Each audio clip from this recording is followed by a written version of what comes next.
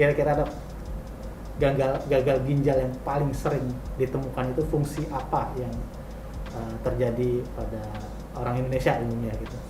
Fungsi yang mana kira-kira? Oke, baik. Jadi sebenarnya kalau kita ditanyakan sebagai penyebab dari gagal ginjal yang paling sering itu sebenarnya di kita itu sebenarnya penyakit autoimun ya.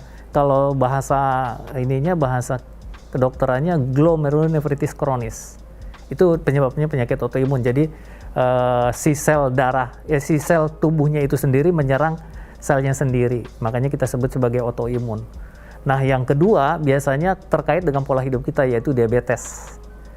Dan berikutnya bisa hipertensi. Tapi kalau di laporan kita di Indonesia sebenarnya hipertensi menjadi penyebab gagal ginjal nomor 1. Tapi sebenarnya kebetulan ketemunya hipertensinya. Sebenarnya prosesnya sudah terjadi sebelumnya karena penyakit autoimunnya yang manifestasi akhirnya adalah hipertensi.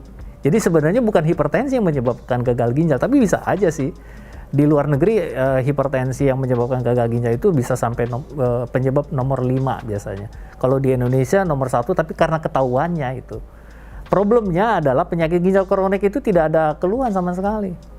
Sama sekali nggak ada keluhan. Jadi ada keluhan setelah ada komplikasi. Nah gitu, itu yang jadi masalah. Komplikasinya misalnya hipertensinya tidak terkontrol, ya toh? Atau misalnya ada penyakit jantung yang muncul tiba-tiba, atau penyakit stroke muncul tiba-tiba, padahal dasarnya ada penyakit ginjalnya. Itu yang sering terjadi.